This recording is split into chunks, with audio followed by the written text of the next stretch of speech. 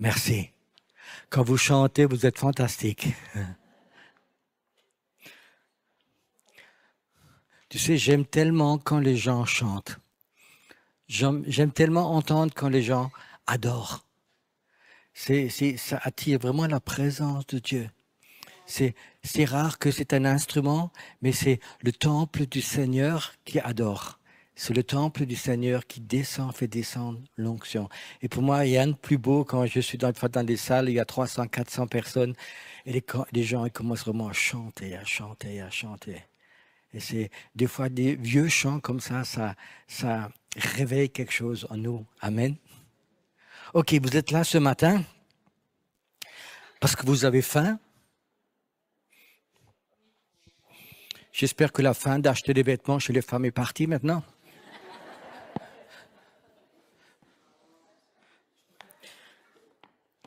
C'est vraiment un truc de femme. Les hommes, c'est ma femme qui m'habille ou m'offre des vêtements. J'ai horreur d'aller au magasin, d'acheter. Il me manque à 3 personnes autour qui me donnent les pantalons pour les essayer, tu sais. Et puis l'autre jour, quelqu'un m'a offert une chemise, je ne sais pas si ça s'appelle comme ça en français, Hawaï, hawaïenne. Et moi, tout fier, je vais à l'église avec cette nouvelle chemise. Il y a un frère qui vient et dit « Oh, j'ai les mêmes motifs en rideau à la maison. »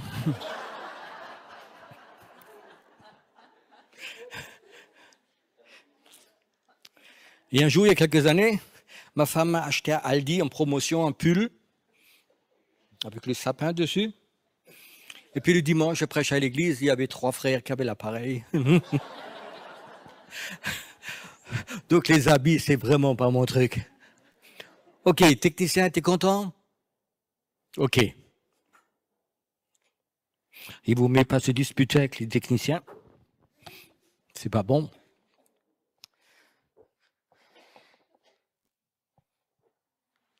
Alors je vais vous lire quelques versets de Ésaïe. Vous connaissez tous, je pense.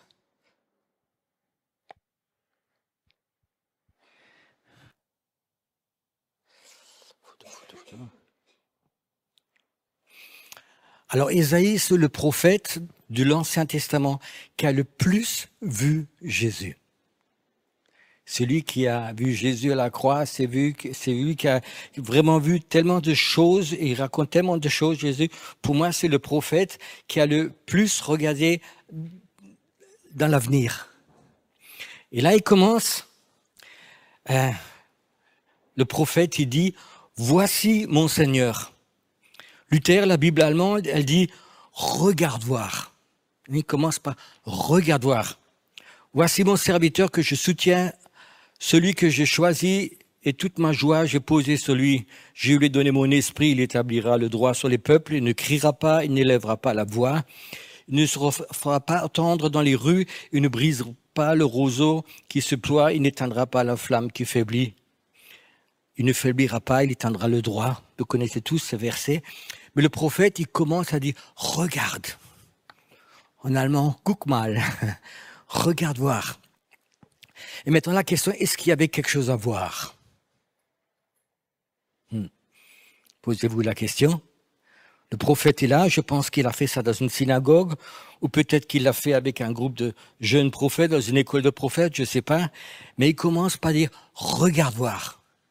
Regarde voir. Et il parle de Jésus. Est-ce qu'il y avait quelque chose à voir? Si je disais maintenant « Regarde voir, Monsieur Macron, eh bien, qu'est-ce que vous feriez tous? » Ah, c'est lui, ok.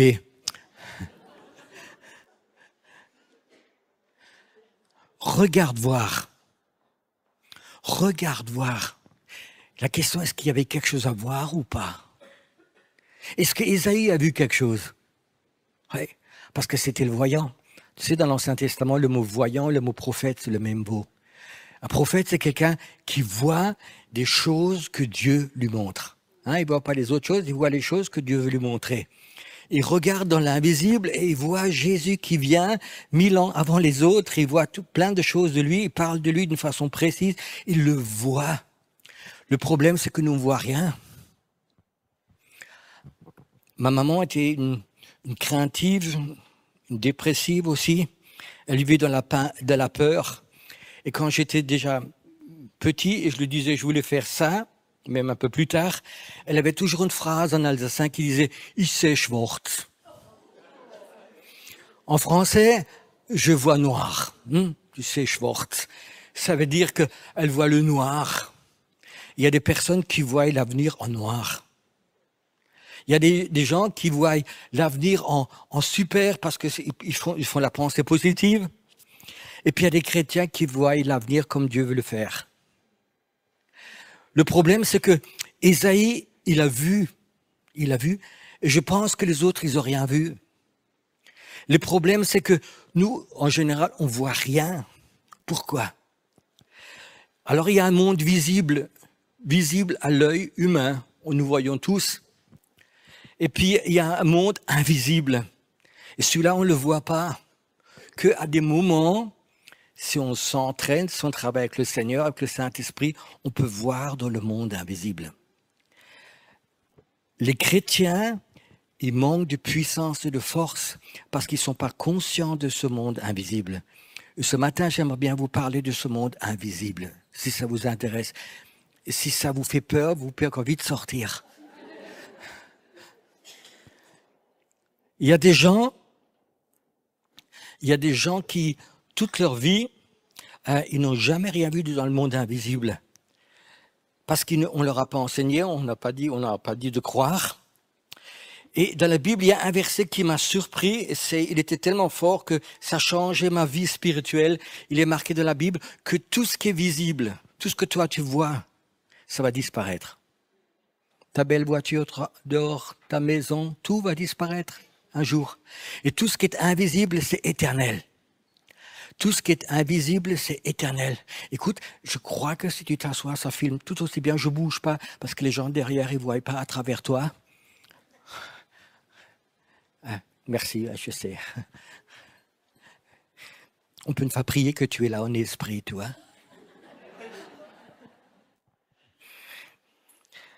J'ai souffert moi-même à une conférence quand j'étais jeune chrétien avec les grandes caméras qu'on avait au milieu de la salle et partout. Quand tu étais assis derrière une caméra, derrière le caméraman ou Frau, tu ne voyais plus rien. Et ce matin, je voudrais vous parler du visible et de l'invisible. Et je crois que tant que nous comprenons pas l'invisible, nous serons toujours limités. Si tu commences à comprendre le monde invisible et à voir dans le monde invisible, ça change toute ta vie spirituelle. Imagine voir que tu pries et que tu vois dans le monde invisible ce qui se passe avec ta prière. Tu changeras la façon de prier et tu prieras beaucoup plus et tu auras beaucoup plus de joie et de foi de prier. Vous êtes d'accord? Quand tu pries, il y a des prières qui montent jusqu'au plafond. Encore ici, il est haut. Mais il y a des gens, quand ils prient, ils se lamentent et ça monte peut-être jusqu'au plafond. Et puis il y a des gens qui prient et ça va directement devant le trône de Dieu. Il y a des gens, quand ils prient, ça libère tout au même moment une quantité d'anges qui accompagnent ta prière et devant le Seigneur. Si tu voyais quand tu pries Dans le monde invisible, ce que ta prière fait, je te promets, tu prierais beaucoup plus intensément, et tu prierais d'une autre façon. Tu verrais vraiment les prières, comment ça monte et ça descend. Et je crois que c'est une chose vraiment importante de comment comprendre ce monde invisible. Dieu il est esprit. Ça veut dire que Dieu, tu peux pas le voir. Tu peux pas voir Dieu, sinon tu meurs. Tu peux pas voir Dieu parce qu'il est esprit. Jésus il est venu et nous a dit, je suis l'image visible d'un Dieu invisible. Donc Dieu est invisible, est esprit. Et Jésus, il est devenu de nouveau esprit, mais je pense qu'il a la faculté de se matérialiser, de se faire voir aussi. Il faut que tu saches qu'il y a un monde spirituel qui est énorme, qui est de Dieu, avec les anges, avec Jésus, le Saint-Esprit, toute une hiérarchie, et puis il y a une hiérarchie démoniaque qui est là. Il faut que tu saches que dans le monde invisible, c'est un autre monde, et je pense que le problème, c'est que les églises, tout est focusé presque sur le visible. Vous êtes d'accord ? On s'occupe bien des églises, c'est vraiment bien structuré pour les enfants, pour les ados, pour ceux-ci, pour les grands-parents, on fait tout, les manger, les casse-croûtes, on organise bien les chaises, les salles, on fait tout. Et tous les responsables d'église, ils sont tellement occupés pour les choses visibles qu'on perd la notion de l'invisible. Il y a beaucoup de pasteurs qui m'en disent, ils travaillent 50 à 55 heures par semaine à préparer, à faire la cure d'âme, les rendez-vous, tout ça. Ils sont occupés. Et quand tu es occupé à 50 heures par semaine à faire tout ce qui est visible, tu n'as plus beaucoup de temps et tu perds la sensibilité du monde invisible. Et si nous voyons le monde invisible, je te promets que la balance changerait. On travaillerait peut-être plus que 20 heures et tu passerais le reste du temps avec le monde invisible. Et tu verrais vraiment beaucoup plus de réveil. Et ça, je crois que c'est la grande révélation les derniers temps que Dieu veut faire. Il veut ouvrir nos yeux. Il y a un vieux chant, je ne sais pas s'il existe en français, un pentecôtiste allemand qui dit « Ouvre-moi les yeux, Jésus, je veux voir. Öffne mir die Augen, ich will sehen. » C'est « Ouvre-moi les yeux ». Je crois que c'est quelque chose qui devrait, quand vous sortez d'ici, une prière en vous. Une prière « Seigneur, je veux voir ». Et beaucoup de vous seront surpris s'ils regardent le monde invisible. Donc, il y a ce monde visible, il y a le monde normal et puis il y a le monde invisible. Tu peux pas vivre que dans le monde invisible, je ne pense pas, parce que physiquement, peut-être ça peut être fatigant. Mais je crois qu'on doit vraiment s'entraîner à voir le monde invisible. J'ai appris très jeune, quand j'ai commencé à prêcher, de voir, quand je prêche, comment le Saint-Esprit il bouge dans la salle. Tu sais, des fois, le Saint-Esprit, tu peux le voir, et tu peux même voir le Saint-Esprit à la réaction des gens. Quand le Saint-Esprit, par exemple, est posé sur un groupe de personnes, tu vois la différence sur leur visage. Quand j'étais jeune chrétien, quelqu'un m'a dit, regarde voir, quand tu vois un prédicateur à la télé, tu peux voir s'il y a de l'onction ou pas en éteignant le son. Et tu vois sur son visage, c'est la présence de Dieu, il est là, ou si seulement s'il gesticule et qu'il crie. Quand la présence de Dieu, elle est sur un orateur, tu peux le voir, il y a quelque chose qui est sur lui. Habitue-toi à pas seulement entendre les choses naturelles, habitue-toi à voir dans le monde invisible. Moi, j'ai pris l'habitude très jeune de voir que le Saint-Esprit dans la salle, il est libre, il se pose doucement et il peut partir. J'étais très jeune croyant. Il y avait une conférence à Stuttgart. Il y avait Rainer Bonke qui était invité comme orateur aussi. Et c'était les hommes d'affaires du plein évangile qui organisaient ça. Et moi, j'étais tout nouveau converti. J'ai aidé un peu le service d'ordre. Et puis, un matin, dans cette salle, il y a à peu près 800 personnes. Il y a un des responsables qui était assis devant. Il se lève brusquement et il dit « Le Saint-Esprit vient de quitter la salle ». Moi, j'étais là. Et puis, j'ai dit, Seigneur, c'est vrai. Et c'était vraiment vrai. Il avait quitté la salle et personne ne l'avait remarqué. Et alors, il fait quelque chose. Il dit, écoutez, on a dû faire quelque chose qui n'a pas dû lui plaire. Viens, on se lève, on demande pardon et puis, il voudrait qu'il revienne. Et toute la salle se levait, on a prié. Et puis, c'était comme un nuage qui rentrait. Et vous voyez la présence de Dieu revenir. Je dis gloire à Dieu Seigneur pour des personnes comme ça.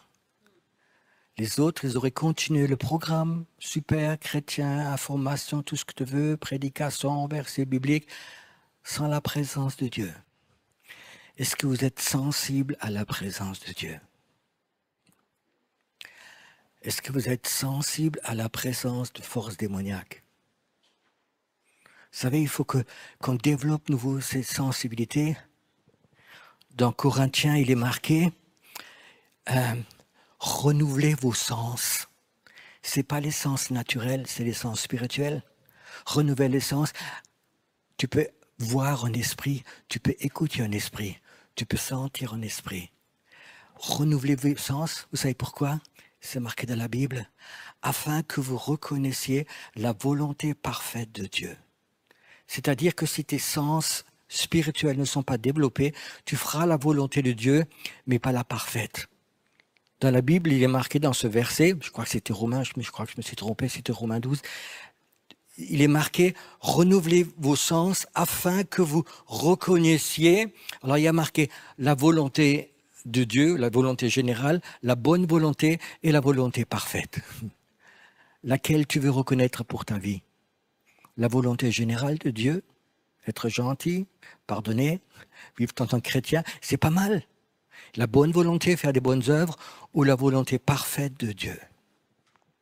C'est-à-dire que si tu renouvelles pas tes sens et que tu travailles avec tes sens humains, naturels, tu ne reconnaîtras jamais la volonté parfaite de Dieu pour ta vie. C'est tellement simple. Alors je crois que pour renouveler nos sens, c'est écouter, c'est de voir, c'est de ressentir. Alors quand des gens, par exemple, viennent chez moi en cure d'âme, souvent ils viennent et ils me racontent toutes leurs histoires. Tout ce qui se passe. Et puis pendant que j'écoute, avec une oreille, j'écoute avec l'autre oreille. Et le Saint-Esprit souvent me dit autre chose. Des choses qu'il ne me disent pas, il me dit. Et puis les choses qu'il me dit souvent, c'est pas tellement important, ça ne change pas la vie. Et c'est la chose que le Saint-Esprit me dit, tu vois, de la vie. Et je crois que c'est ça. Tant que nous ne développons pas nos sens, tant que nos sens ne sont pas développés pour le surnaturel, nous ne reconnaîtrons jamais la volonté parfaite. Nous serons des chrétiens, nous irons à l'église, nous donnerons des offrandes, nous chantons, nous adorons, on lit la Bible. Tout ça, c'est super. Mais ça n'apportera pas le réveil. Apporter le réveil, pour moi, c'est vraiment commencer à voir ce monde invisible. Le monde invisible, il communiquera, et tu verras toujours à travers le Saint-Esprit. Il y a d'autres esprits qui sont capables de le faire, mais c'est des esprits occultes. Donc Dieu est un Dieu jaloux, et ce sera que le Saint-Esprit. Ne touchez pas, ne profitez pas, rentrez dans le monde invisible avec des techniques. J'ai vu beaucoup de chrétiens qui ne savaient pas, qui étaient encore mélangés, qui prenaient des anciennes techniques pour entrer de méditation, tout ce que tu voulais, y rentrer dedans. Mais c'est quelque chose qui est dangereux, c'est que le Saint-Esprit et les autres esprits que tu as eu de temps passé, tu les envoies quelque part. Ça n'a rien à voir. Donc c'est le Saint-Esprit qui communique avec notre esprit que nous puissions rentrer à cette dimension. C'est-à-dire, il y a une interférence entre ce que toi tu fais en esprit et le monde invisible. Est-ce que vous croyez que si nous adorons le Seigneur, il se passe quelque chose dans le monde invisible? Ici, à Diemeringen, le monde invisible. Si nous voyons, tu sais, beaucoup de chrétiens disent « Oh, moi j'aime l'adoration, je sens la présence de Dieu, je m'assois sur une chaise.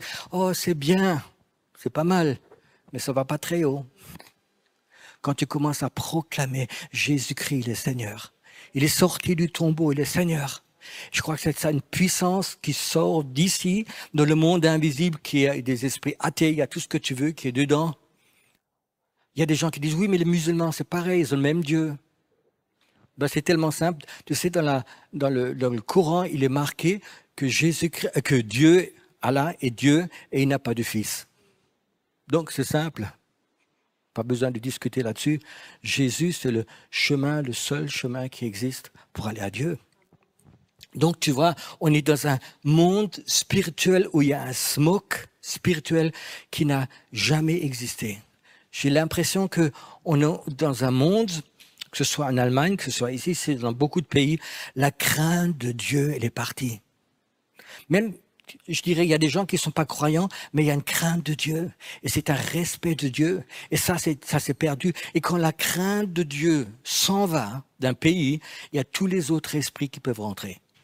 Et c'est pourquoi, en ce moment, il y a un monde, dans le monde spirituel, il y a vraiment un smoke qui est là, qui est très, très fort. Et là, les chrétiens ont survécu dans notre petit, comme une cloche, ça s'appelle la cloche de l'église. On a une église à côté, et puis on prie, on chante, on fait de la cure d'âme, on est dans l'église, et on survit. Mais c'est pas le plan de Dieu de survivre, c'est de créer le royaume de Dieu. Et tu peux pas sortir de cette cloche si tu n'as aucun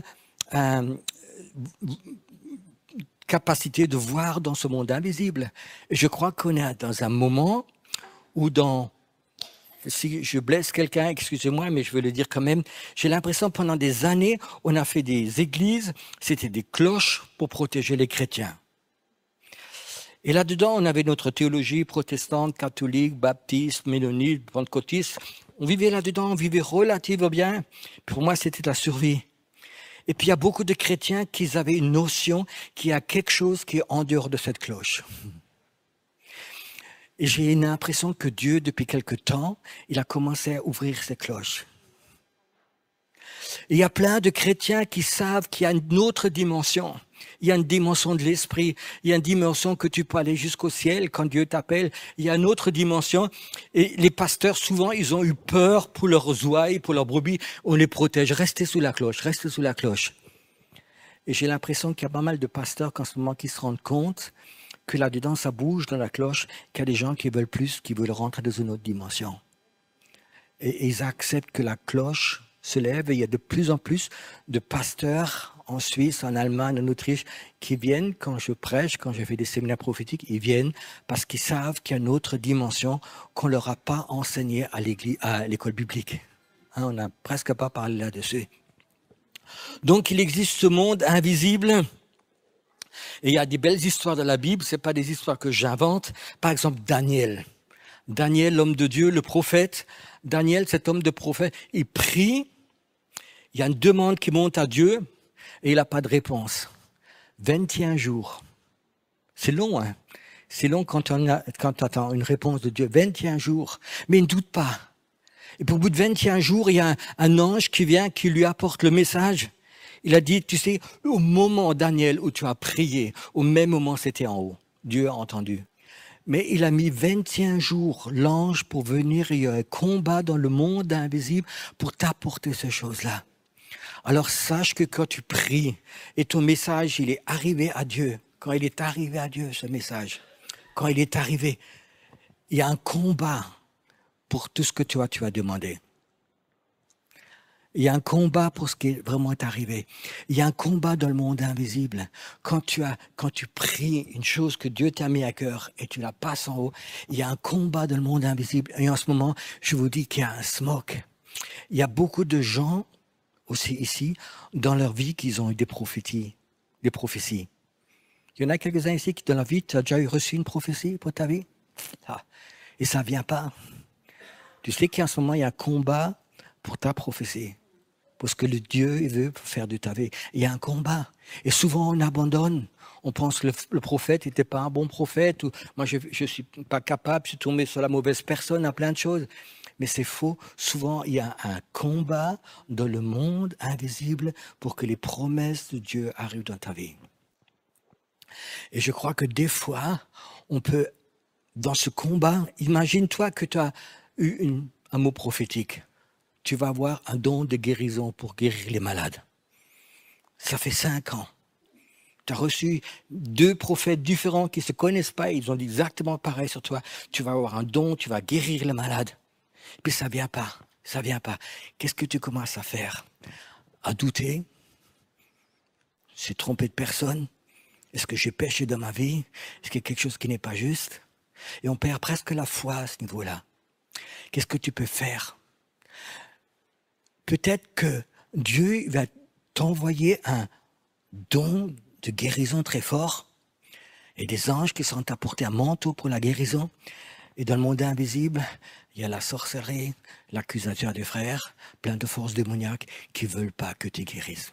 des personnes. Ils ne veulent pas que ce don. C'est un don qui est dangereux parce que beaucoup de gens vont venir à la foi à travers ça. Et qu'est-ce que toi tu fais? Bah, ils se battent là en haut, moi je ne peux rien faire. Si tu peux faire quelque chose, commence dans le monde invisible à proclamer. Seigneur, je te dis merci que tu m'as appelé pour ce don de guérison. Et Seigneur, il va venir et je vais l'utiliser à ta gloire pour toi seul. Pour toi seul. Waouh! Tu comprends? Et qu'est-ce que, en ce moment, quand tu commences à prier et à proclamer dans le monde invisible, il y a des anges qui vont apporter ta prière vers en haut. Il y a un combat qui vient d'en haut, en bas, et toi, ça va en haut. Et ça va raccourcir le délai. Et le Seigneur va voir que tu as cette foi, que ce n'est pas un jeu. Tu as payé le prix de la prière. Ok, première chose que vous avez compris ce matin, quelque chose, que les promesses de Dieu, des fois, il faut se battre. Il faut les prendre. Il ne faut pas dire que ça tombe du ciel tout seul. Ça peut tomber du ciel tout seul, ça peut venir, mais ça peut mettre 10 ans. Et peut-être tu pourrais raccourcir à 2 ans et avoir un temps où tu te prépares. Quand tu reçois ce don, qu'est-ce que tu fais avec ce don? De te préparer.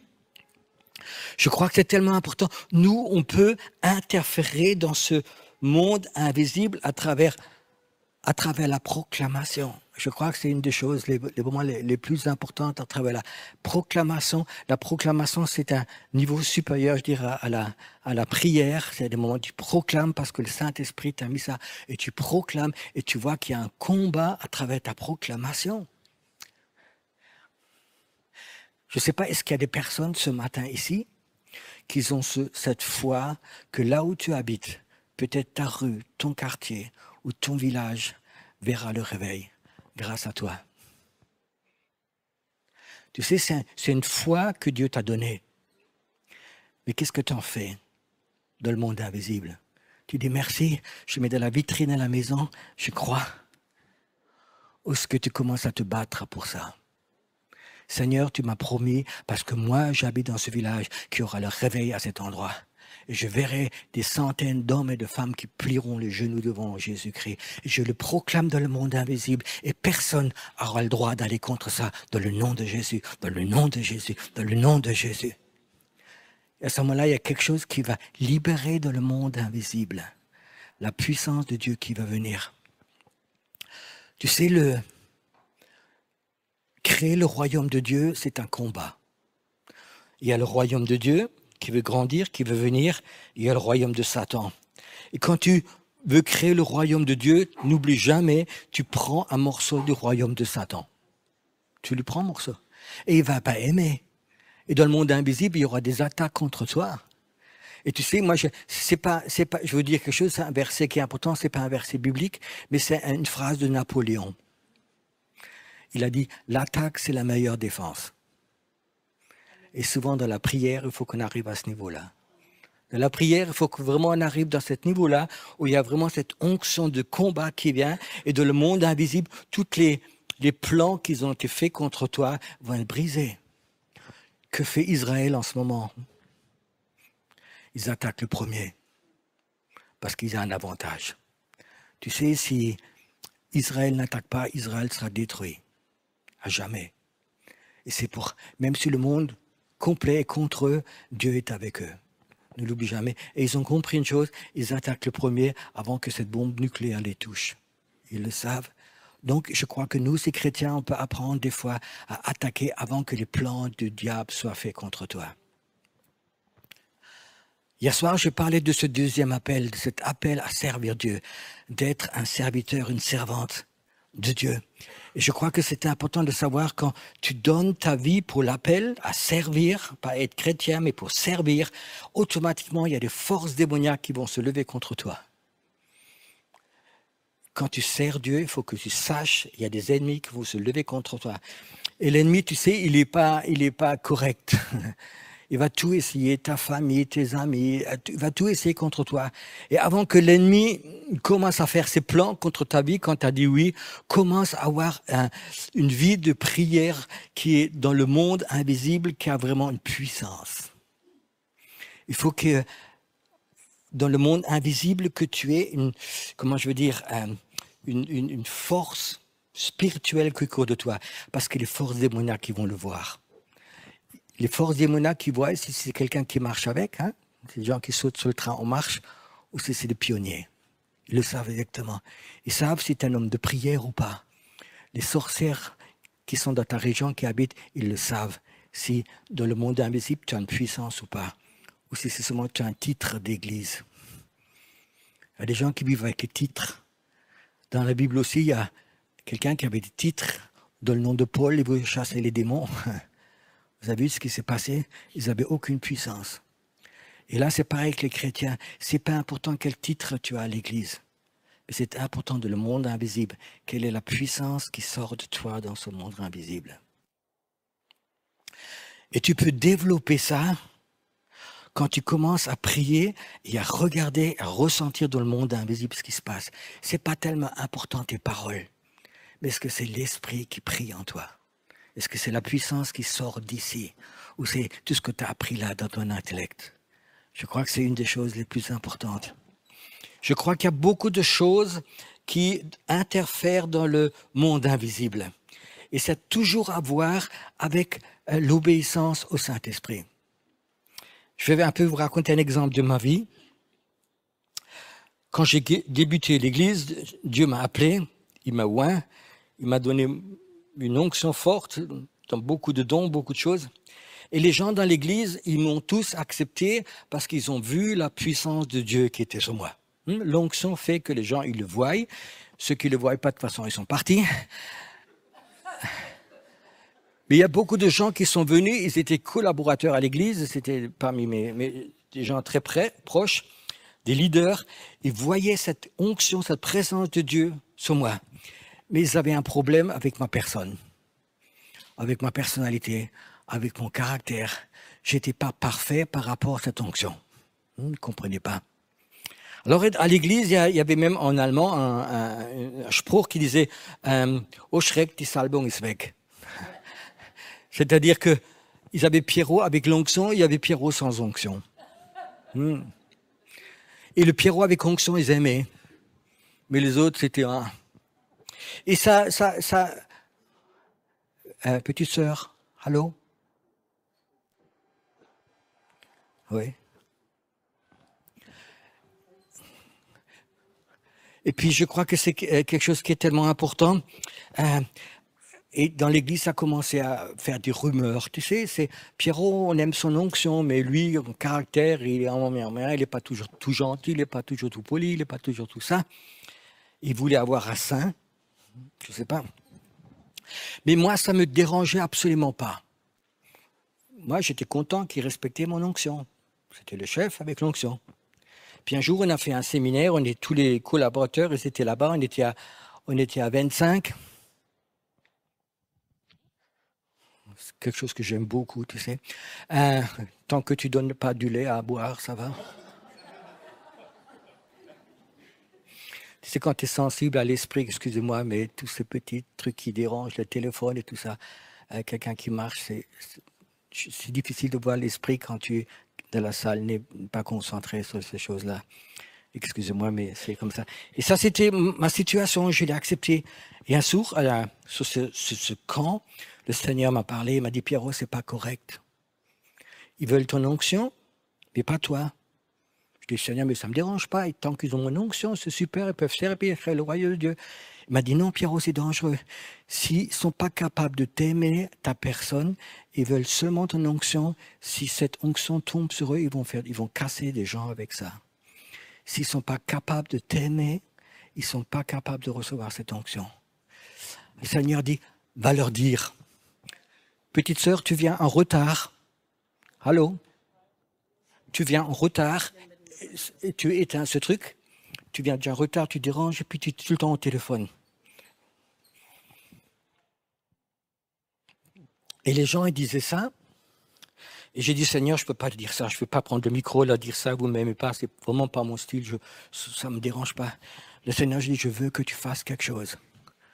Alors le soir, on a une réunion, le Seigneur m'a dit, Pierrot, je veux que tu fasses une chose que tu n'as jamais faite et que je n'ai jamais refait depuis.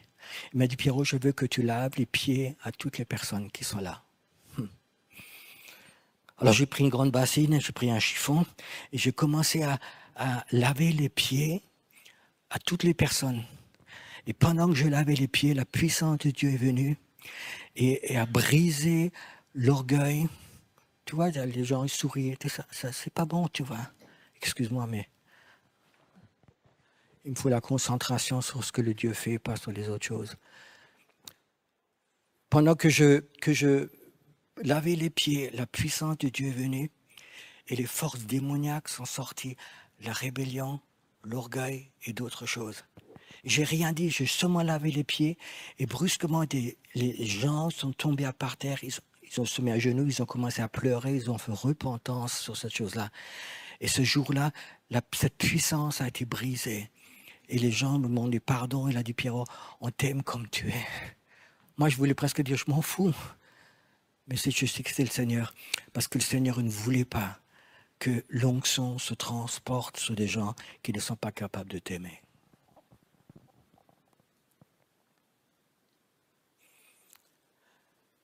Quand tu peux interférer quand tu fais des choses du Seigneur, dans le monde invisible, des puissances démoniaques sont brisées.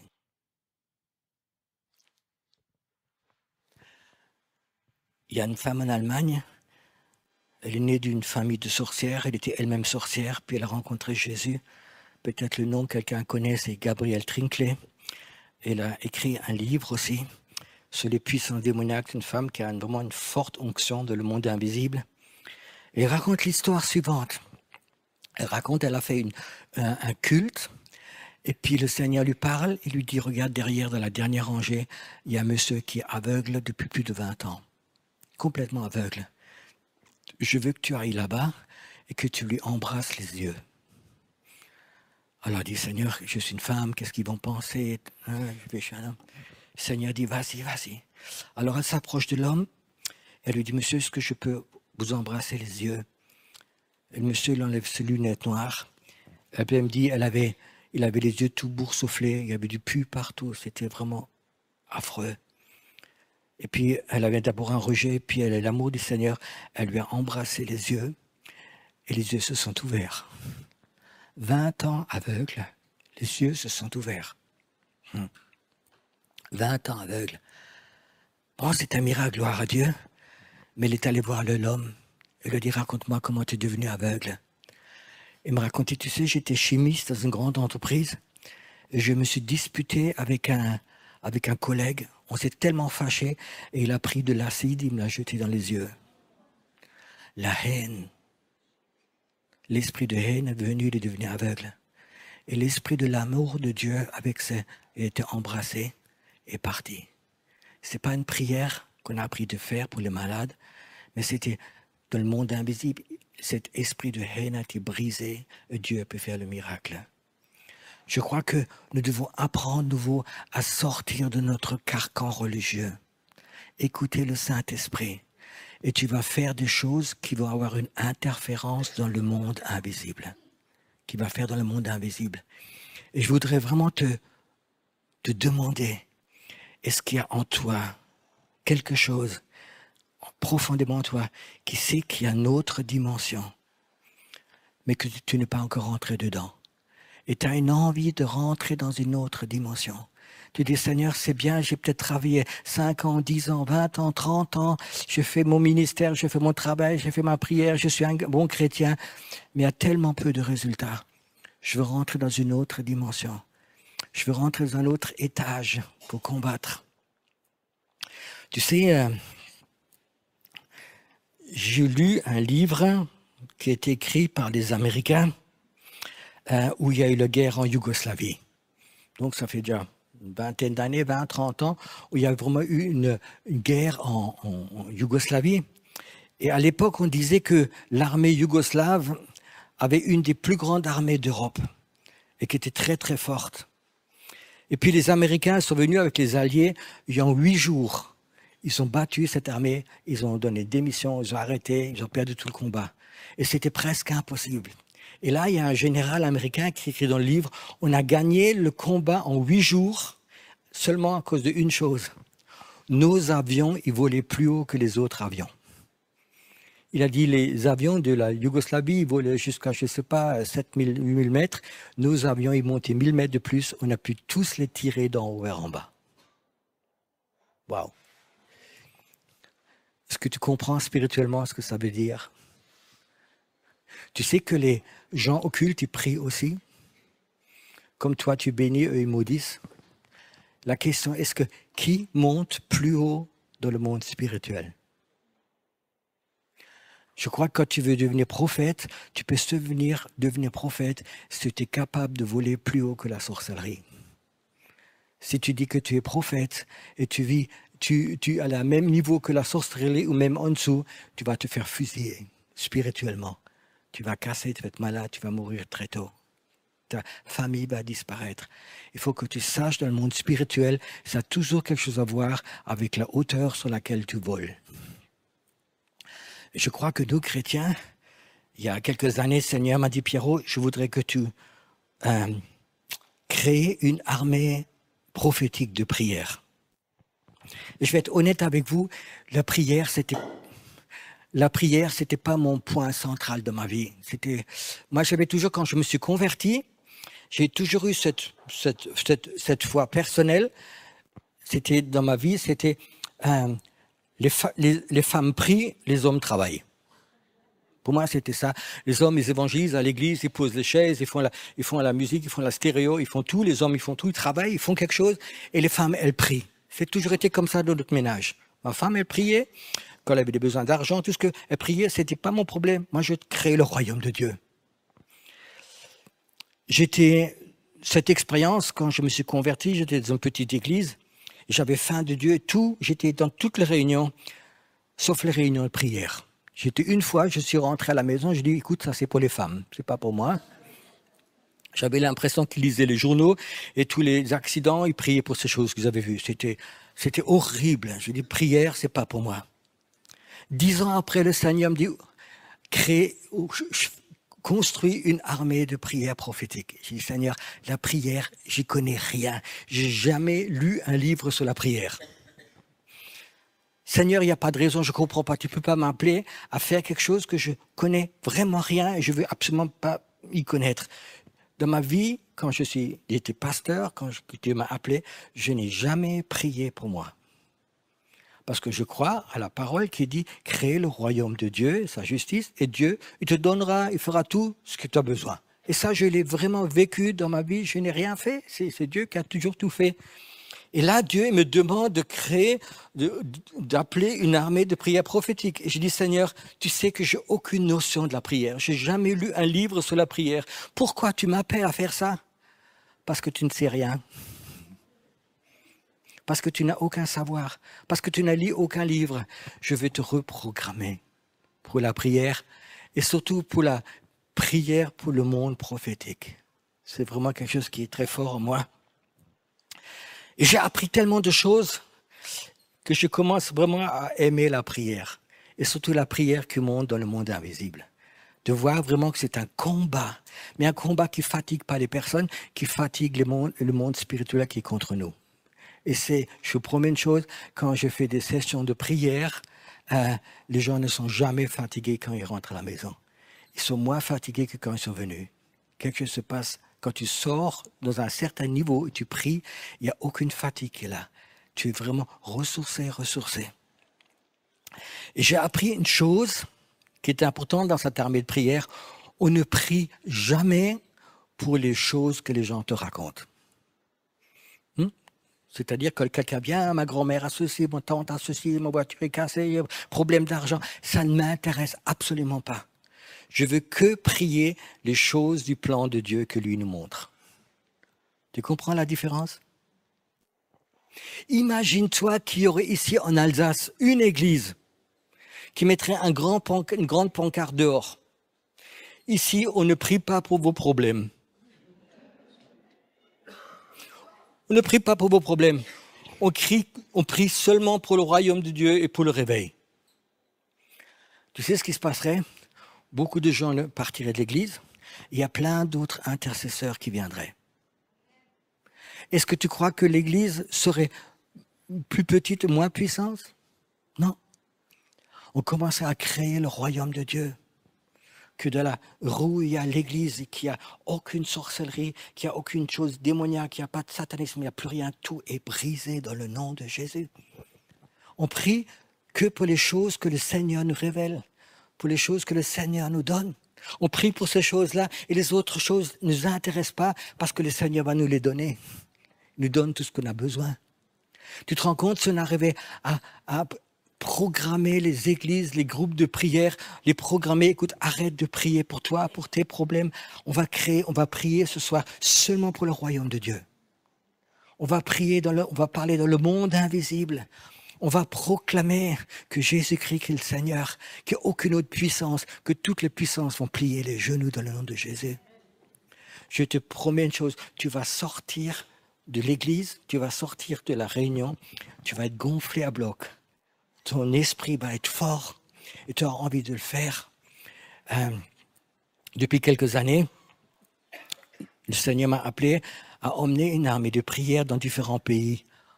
On était à Paris, on était en Pologne, on était à Djerba 2 fois, on était en Égypte, on était en Espagne, on était dans beaucoup de pays où il y a beaucoup de gens qui viennent, ils payent leur voyage pour prier. Pas pour eux, mais ils prient par exemple pour Berlin. Ils prient pour Rome, on va des endroits, on prie pour les endroits, on ne prie jamais pour les personnes qui sont là. Et je te promets une chose, les gens, ils rentrent à la maison, ils sont heureux, ils sont gonflés, ils ne sont pas fatigués. On ne prêche pas beaucoup, j'enseigne juste la prière et on commence à prier. Et je dis, c'est comme dans le monde invisible, c'est un couvercle qui s'ouvre et les gens, ils reçoivent d'en haut directement. J'étais en Pologne. Dieu nous a appelés et c'est vraiment un miracle conduit par le Seigneur. J'ai rencontré un pasteur en Pologne, en Égypte, en jouant au volleyball. C'est intéressant toujours. Il y a un hôtel, il y a 2000 personnes et puis je rencontre sur le terrain de volleyball un pasteur pentecôtiste et Dieu me l'a révélé, on a parlé ensemble, il m'a invité, donc on est allé là-bas avec le groupe de prière. Il y a à peu près 80 personnes, presque rempli un avion, pour prier pour ce pays. Et je sais que le premier matin, on se réunit. Le Seigneur me dit, tu ne prêches pas ce matin. Ce matin, tu pries que Dieu leur ouvre les yeux et ils vont partir 2 par 2 dans une grande ville qui s'appelle Lublin. Ils vont sortir 2 par 2, ils vont se promener dans la ville et ils vont s'arrêter à des endroits. Leurs yeux vont s'ouvrir et ils vont voir les forces démoniaques qui contrôlent les quartiers. Et moi, je dis, Seigneur, mais tu sais, ils ne sont pas tous prêts. Il y en a qui ne sont pas longtemps croyants. Puis, il y a des personnes qui n'ont jamais fait ça, jamais eu ça. Le Seigneur dit, ne t'occupe pas. Alors, je les ai appelés devant, j'ai prié pour eux, pour que le Seigneur leur ouvre les yeux. Et le lendemain matin, ils sont tous revenus. Ils étaient ébahis, contents. Ils ont tous donné témoignage aux endroits, aux croisements où il y a des maisons importantes. Ils ont vu les forces démoniaques où ils étaient dans la ville. Ceux qui contrôlent des quartiers complets, ceux qui contrôlent des maisons complètes. Et alors je les ai renvoyés les jours d'après. Le Seigneur a dit, va là-bas, maintenant tu les as vus, je te redis de ne pas prier, seulement de les voir, et puis de retourner à ces endroits. Et ils sont retournés à ces endroits, et 80% des forces démoniaques étaient parties. Tu sais, les forces démoniaques, quand ils voient que tu les vois, et ils te voient, ils voient la puissance, souvent ils disparaissent. Ils disparaissent. Et puis, le troisième soir, on est allé là où c'est ceux qui sont restés, on a vraiment fait ces choses, on a brisé ces puissants démoniaques à ces endroits-là. Le dernier jour, j'étais dans ma chambre d'hôtel l'après-midi, et puis brusquement, le Saint-Esprit me dit, ne t'inquiète pas, c'est de moi. Je n'ai pas compris. D'un coup, à travers le mur, il y a un homme qui est là, il était dans ma chambre, habillé en blanc, il avait une barbe blanche, il avait une grande épée avec lui, et je me suis posé, est-ce que c'est un ange? Il me dit, non, je ne suis pas un ange, je suis Élie le prophète. Et il m'a parlé, il a dit, tu sais, je vais à des endroits où des prophètes m'attendent et je prie pour eux. Et il m'a parlé des choses dans la ville qui se sont passées, qui sont là.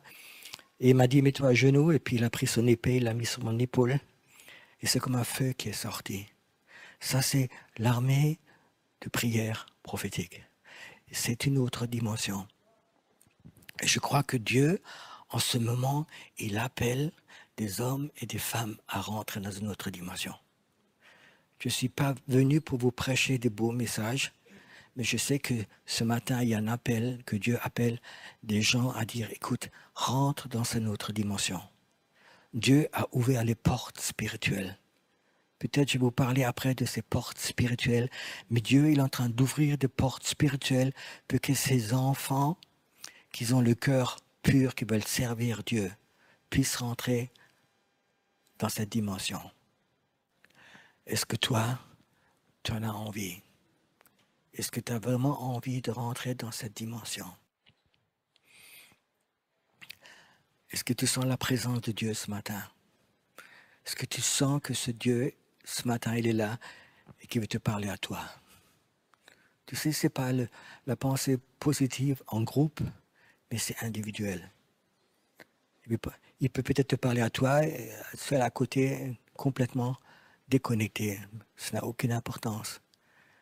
Si tu as un esprit prophétique, tu vas sentir ce matin que Dieu veut te parler, qu'il veut être près de toi.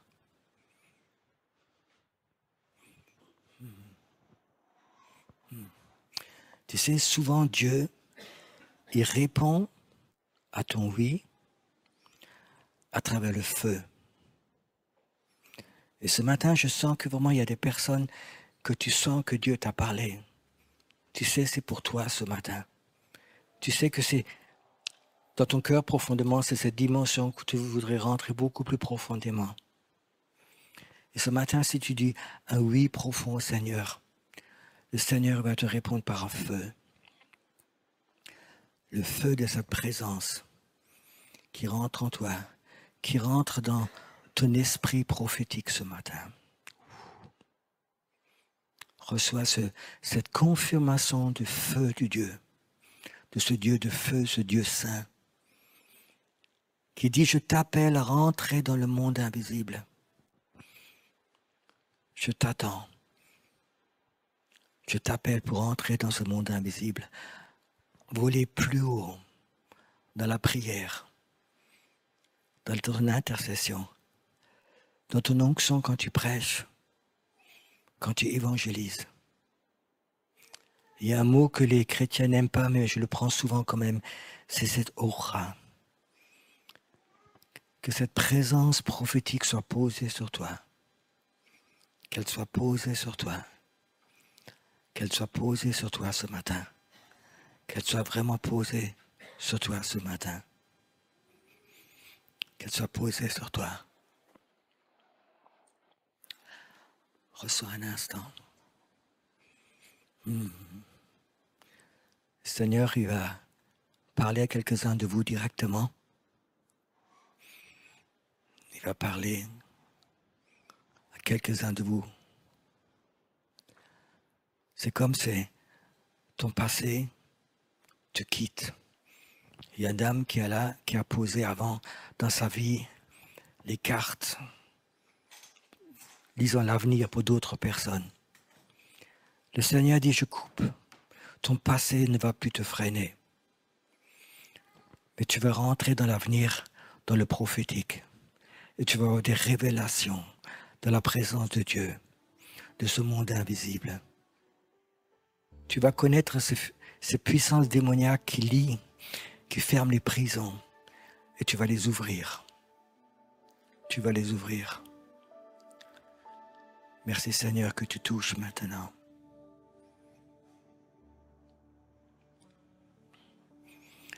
Accepte que le Saint-Esprit te parle ce matin. Sois prêt à abandonner cette béquille qui te sécurise, cette béquille spirituelle. Tu n'en as plus besoin. Tu es dépendant du Seigneur. Lâche cette béquille. Lâche-la. N'utilise pas ce don pour être bien vu. Reçois. Maintenant, reçois.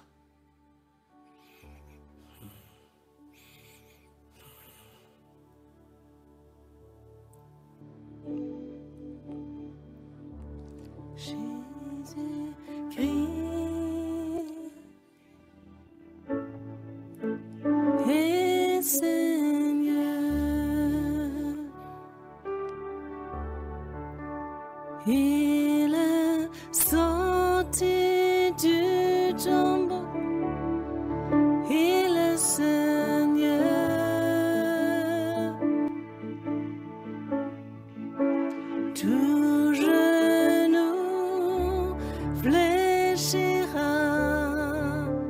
toute langue confessera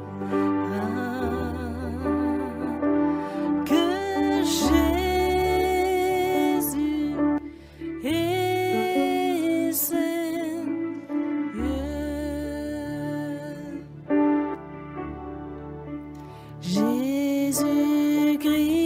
Jésus-Christ est Seigneur. Il est sorti du tombeau. Il est Seigneur.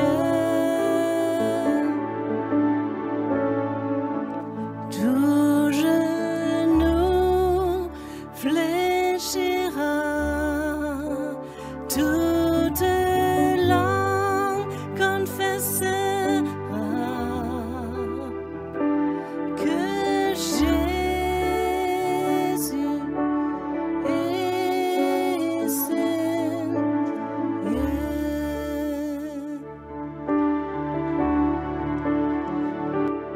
Que Jésus est Seigneur.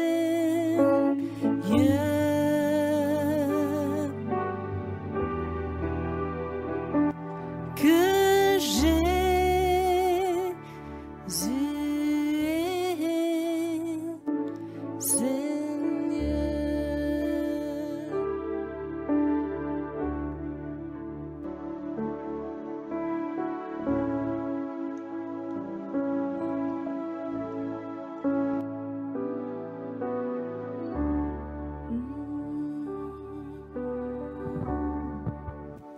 Il est sorti du tombeau, il est Seigneur. Tout genou fléchira, toute langue confessera que Jésus